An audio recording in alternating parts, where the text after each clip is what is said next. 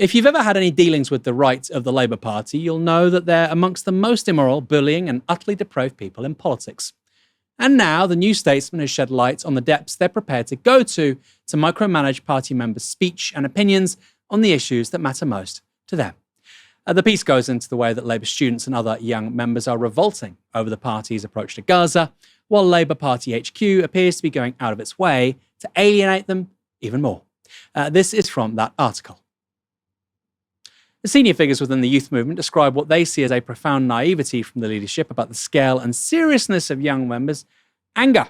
Instead of recognising students' frustration as part of a wider humanitarian concern, party officials continue to frame the dissent as a fringe issue, an ideological hangover from Corbynism or a potential anti-Semitism liability, a characterisation which Labour HQ firmly denies.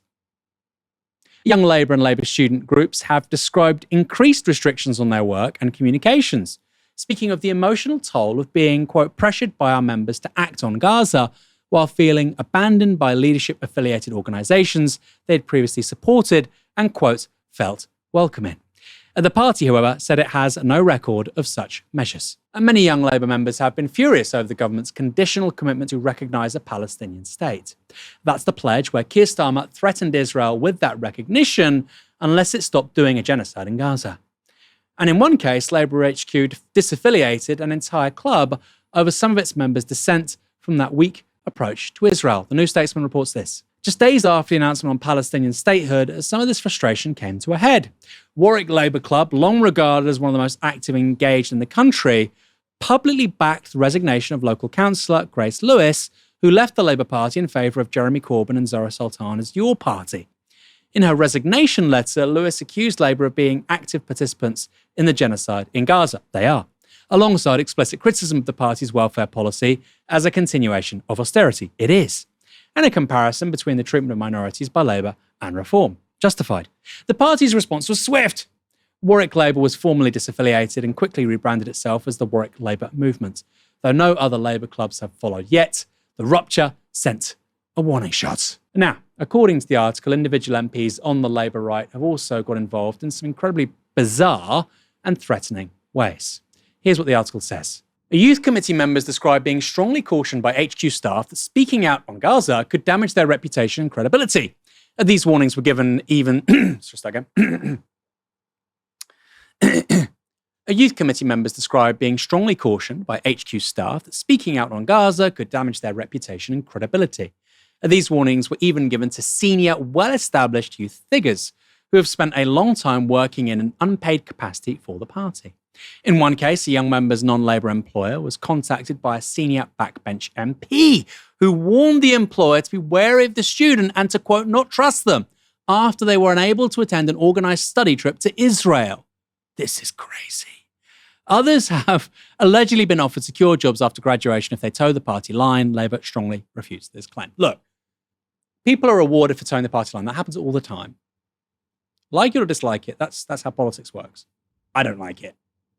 But the idea that an MP would contact the employer of someone because they didn't go on a study trip abroad to Israel should chill the spine of every single person in this country who believes in democracy and a multi-party system. That should chill their spine. And the fact that the MP doing that is a member of the quote-unquote Labour Party, guess what the clue is in the name? They're meant to represent the interests of workers, is nothing short of extraordinary. These people have lost any sense of perspective. They are willing to undermine somebody's ability to earn a living, their ability to maybe get promoted at work, to at least survive in their job, because they didn't go on a trip to Israel. Who's that MP work for? That's the question. Who does that MP work for? If an MP is behaving like that, if a Labour MP is behaving like that, which country do they work for? Which master do they serve? I think that's a pretty important question, frankly. And whether or not you like Novara media, whether or not you like me, maybe you're in the Labour Party, you're a young member, you don't like me. I don't care. That's fine. It's a free country. I would never dream of doing something like that. It's outrageous. No decent person would. Guess what? This is normal in the Labour Party because the Labour right are some of the most indecent people in our politics. The report's author, Hattie Simpson, recently appeared on the New Statesman podcast and talked about precisely that harassment. One of the ones that really struck me was young members, non-Labour employer, so just their employer, was contacted by a senior backbench MP, you report, who warned the employer to be wary of the student and not to trust them after they weren't able to go on a study trip to Israel. And others have made similar allegations about, being put under such pressure or even being offered incentives like a good job. Yeah. In the party sort of apparatus if they towed the party line on Gaza. Can you tell us a bit about, the feeling among the student movement about how they're treated by Labour HQ in this way? I think there's a real and pervasive fear. I mean, even from my own perspective, I've worked quite closely with the Labour Party in the past. Even myself writing this article, I was quite aware of the fact this is going to hurt me, hurt my career and things like that. And I am still at university. Mm-hmm. And everyone is saying the same thing. Everyone is, even from a practical point of how hard it is to get a job nowadays, particularly in politics, all it matters is who knows you, what they think of you. And so you can't risk stepping out of line. And it's been made very, very clear to lots of students that if you talk about this, you are stepping out of line. And so there's a real, as I say, it's really pervasive, I think. Even the fact that, lots of young members were talking to me about that. They don't even feel they can have private conversations with their own friends where, there's no sort of Labour HQ present or anything like that. They still feel scared of talking out because the real risk that there is there for them. This sounds like the Stasi. This sounds like East Germany before 1989. Great childcare, but when it came to open and frank conversations about foreign policy or domestic affairs, you might be in trouble. That's what it sounds like. Even when they're talking privately to friends, they kind of don't want to open up just in case maybe they get grassed up. James, I remember under Jeremy Corbyn, Paul Mason, one journalist, would often talk about a Stalinist turn in the party. But in terms of a closure of debate, in any meaningful sense, I mean, this does seem utterly extraordinary and without precedent, should be said. Yeah, that's right. I mean, the internal culture of the Labour Party is oligarchical. And I think that's really important because it has a number of consequences. I mean, there's a sociological background to this claim. The nerdier viewers will be familiar with Robert Mitchell's famous iron law of oligarchy, which is that any internal bureaucracy in a political party will tend towards oligarchy. His study was left-wing parties in Germany. And it's true. The bureaucracy develops in a way that reproduces itself. It becomes interested in reproducing itself, and it does so via some pretty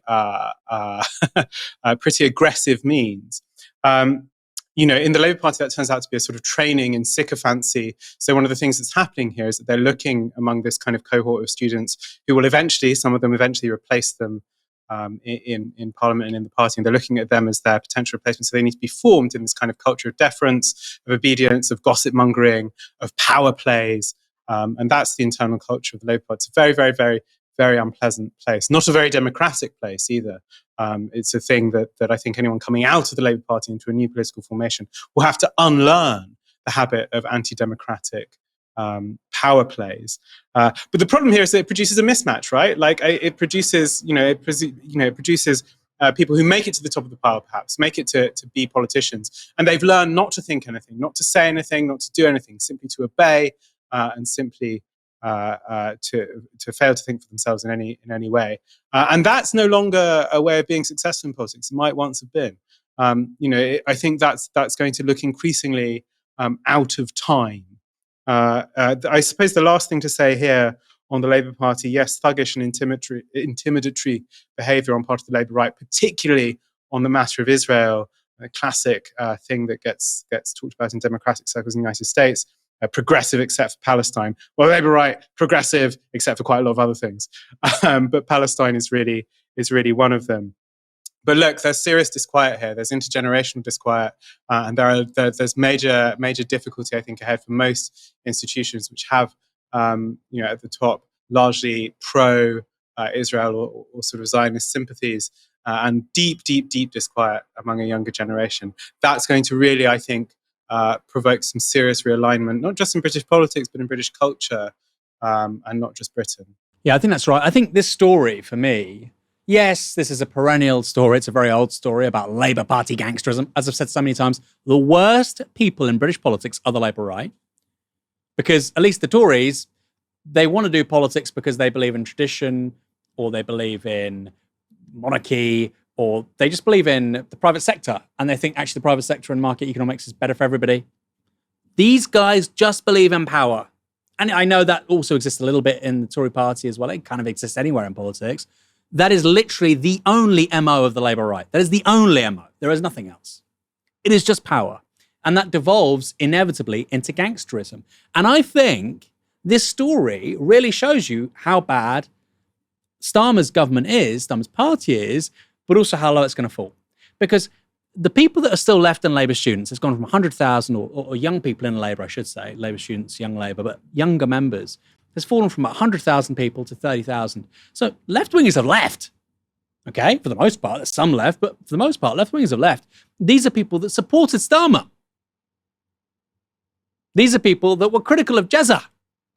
And now they're saying they can't have frank and open conversations with their friends. They're saying, well, we have people saying to us, why on earth can't you say or do X, Y, Z when it comes to trying to stop a genocide? You say you care about politics, you're involved in the Labour Party, it's the party of government. Surely you do that precisely so you can have influence on certain outcomes. Why else would you bother?